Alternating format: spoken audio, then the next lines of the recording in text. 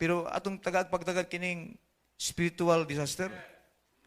Di ba no? Kung naay physical disaster, naapoy spiritual disaster.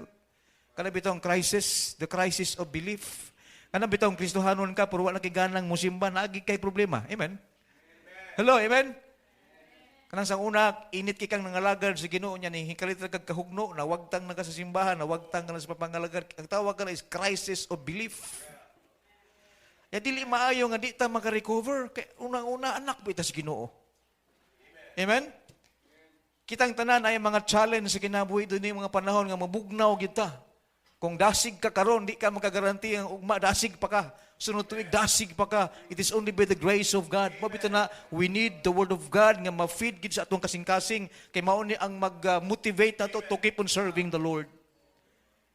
His Word, wa nilain.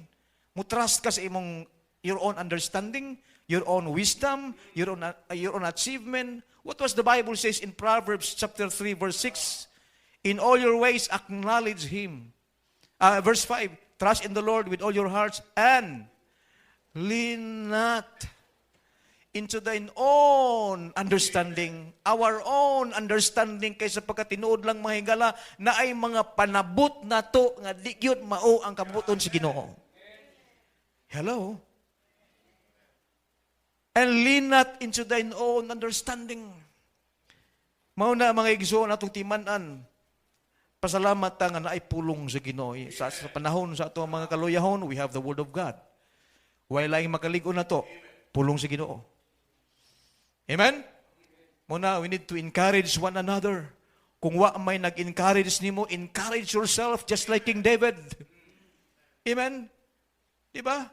Kaya katong pagpangalagad sa Ginoo, di man ta mag-agad nga naay mo post na to, naay magsigig follow up na to, naay magsigig dasig na to, mga kaigsunan. Tigulang na tang Kristohanon. Amen. Dili na ta mga bata, mga kaigsunan. Kung bata tingali, agakon gina nato, ati manon pag-ayo kay sa bata man, pero kung kita idaran na ta, oy. Amen. We need to stand. We need to grow up. Amen?